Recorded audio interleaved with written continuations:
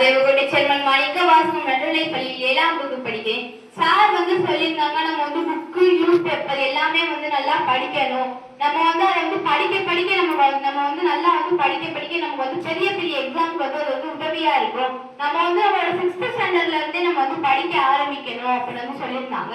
Sir சொல்லியிருந்தாங்க, English news paper, Tamil news பேப்பர்லாம் நல்லா வாசிக்கணும் அப்படின்னு சொல்லியிருந்தாங்க. நாங்க எங்க ஸ்கூல்ல டெய்லியுமே English news paper, Tamil news பேப்பர்லாம் நாங்க வாசிப்போம்.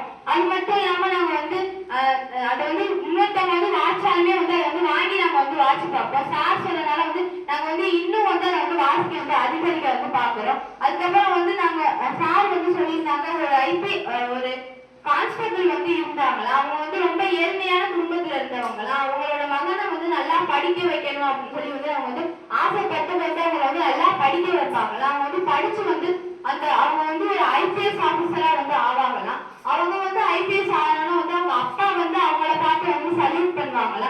அதனால அவங்க அப்பா ரொம்ப பெருமையா சொல்லுவாங்க, நம்மளும் நம்ம இந்த வாய்ப்பு நமக்கு கிடைக்காது, ஆனா நம்ம இந்த வாய்ப்பை ஏற்படுத்திக்கணும் அப்படின்னு சொல்லியிருந்தாங்க. நம்ம எவ்வளவு நம்மளால படிக்க முடியுதோ அவ்வளவு நம்ம படிக்கலாம். நமக்கு ஒரு வாய்ப்பு போச்சுன்னா இன்னொரு வாய்ப்பு இருக்கு, அந்த வாய்ப்போட முடிஞ்சு அப்படின்னு நம்ம நினைக்க கூடாது. நம்ம ஒவ்வொருத்தருக்கும் நிறைய வாய்ப்புகள் இருக்கு, நம்ம அதை நோக்கி போகணும் அப்படின்னு சொல்லியிருந்தாங்க. நம்ம இப்ப சார் சொல்லியிருந்தாங்க, யூபிஎஸ் எக்ஸாம் இதுலதான் அவங்களோட கனவு அப்படின்னு சொல்லியிருந்தாங்க. அந்த கனவு இல்லைன்னா நம்ம வேற கனவு கூட நம்ம நினைக்கலாம். நம்ம அதை நோக்கி மட்டும் போக கூடாது. அது இல்லைன்னா இன்னொரு கனவு இருக்கு. இந்த மாதிரி நிறைய எக்ஸாம் எழுதி நமக்கு நிறைய வாய்ப்புகள் காத்து இருக்கு. நம்ம இப்பையில இருந்தே இந்த நியூஸ் பேப்பர் இதெல்லாம் படிச்சு நம்மளோட அறிவை வளர்த்துக்கணும் அப்படின்னு சொல்லியிருந்தாங்க. சார் நிறைய எக்ஸாம் சொல்லியிருந்தாங்க, எந்தெந்த எக்ஸாம் எழுதி எந்தெந்த போஸ்டிங்க்கு போலாம் அப்படின்னு சொல்லியிருந்தாங்க.